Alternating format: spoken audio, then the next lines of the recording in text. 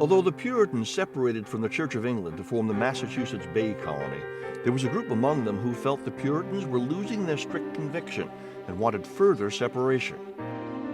One member of this group was a charismatic woman who almost destroyed the unity of the Puritans by taking separatism to an extreme. Her name was Anne Hutchinson, and she was married to a man whom Governor John Winthrop described as very mild-tempered and wholly guided by his wife. Together they had 15 children.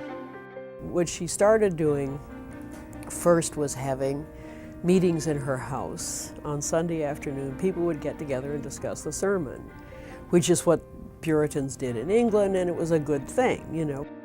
Hutchinson claimed that good works and a holy life were no sure sign of salvation, implying that the saved had no need to obey local laws and religious codes. She believed that the Holy Spirit was already in the hearts of true believers.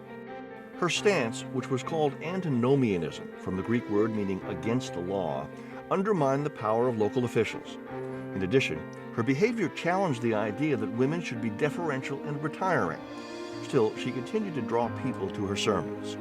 But then pretty soon it wasn't just women coming, it was men coming, and it was huge crowds coming. And more it seemed like they weren't just discussing the sermon. Hutchinson was actually presenting her viewpoint. And so they felt that she had stepped over a line.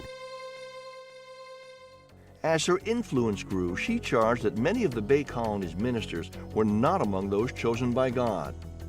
Shocked, the ministers condemned her words as heresy and brought her to trial in 1638. She was tried before a jury of ministers, and they kept pressing her on how she could know that she was right and all of these learned ministers were wrong.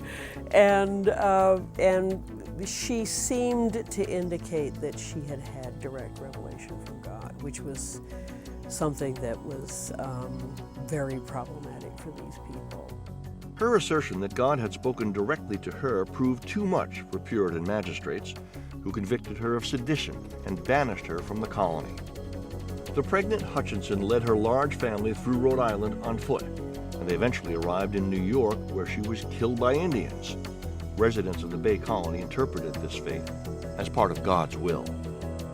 Though an outcast in her day, Anne Hutchinson's religious conviction and her challenge of authority have since made her a legend in Massachusetts.